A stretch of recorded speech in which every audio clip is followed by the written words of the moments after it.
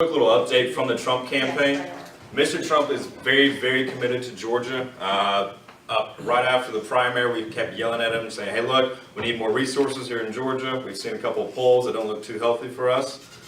So finally they said, all right, fine. You get more staff, you get more size, and I go win your state. So we were one of 17 states that Mr. Trump has said we are committed to. We are not going to let Hillary Clinton have a snowball's chance, and you know where. Here in Georgia. So Mr. Trump is very, very committed to Georgia. We're finalizing our headquarters here in Atlanta here this week. Hopefully we'll be able to move in by this weekend or this next weekend. We are expanding our staff. I think some of you may have seen some of the press releases this week about that. We have more to come. So going forward, we're going to need all of y'all's help to help us make phone calls and door knocking, make sure that Mr. Trump wins this state.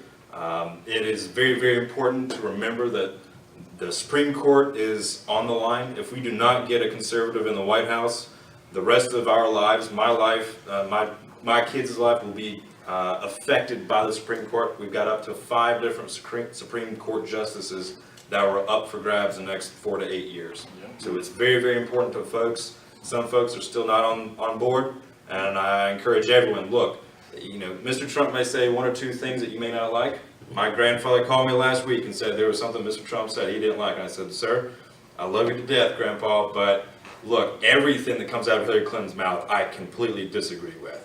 So it's time for all of us to get on board, to vote for conservatives like Senator Isaacson, and for Donald Trump to become the next president of the United States. So if you guys have any other questions, I'll hang around for a few minutes afterwards. And thank you again for having me.